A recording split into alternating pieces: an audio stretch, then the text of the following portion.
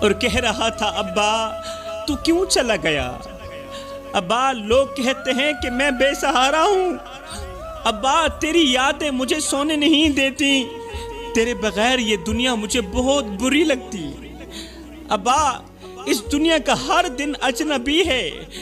ہر رات میرے لیے خوفناک ہے، ابا تجھے تو خبر بھی نہیں کہ تیرے بعد تیرے لال کی زندگی کتنا درد بن گئی ہے، کاش تو ایک بار واپس آ جاتا، ایک بار میرا سر اپنی گود میں رکھ کر کہتا کہ بیٹا فکر نہ کر تیرا باپ زندہ ہے۔ ابا تیرے جانات میں ہر رات رب سے کہتا ہوں یا اللہ جو سکون میرے باپ کے سائے میں تھا، جو سکون میرے پاپا کے سائے میں تھا، مجھے اس سکون کی اشد ضرورت ہے، مجھے وہ سکون دے دے، لیکن جواب خاموشی ملتا ہے،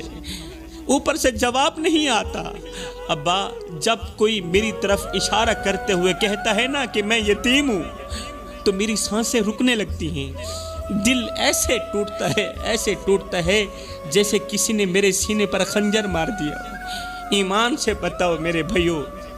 بچے کے یہ درد بھرے جملے سننے کے بعد باپ کو تو جنت میں بھی سکون مل رہا ہوگا، باپ کی روح تو جنت میں بھی تڑپ رہی ہوگی،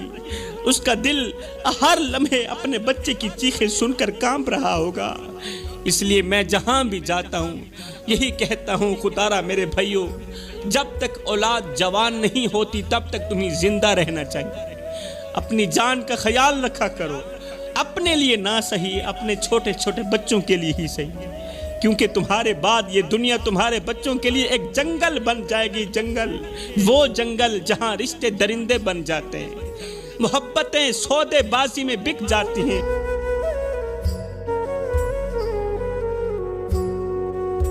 آنکھوں سے بیٹے کی طرف دیکھا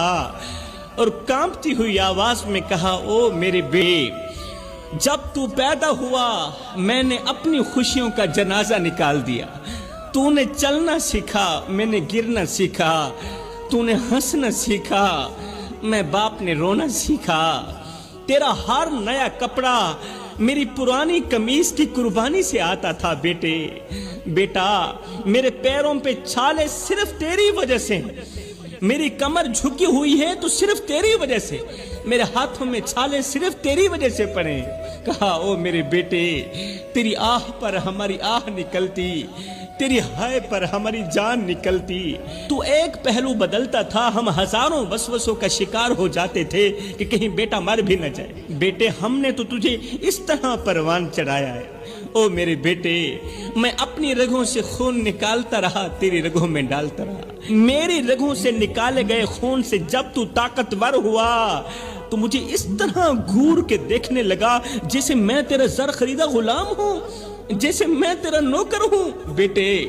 جب سے تو نے مجھے نوکر سمجھا، جب سے تو نے مجھے کمی سمجھا، غلجھا، تو میں نے اپنی 60 سالہ زندگی کو قبرستان کی مٹی میں دفن کر دیا۔ ہاں میں غلام ہوں، تو سردار ہے،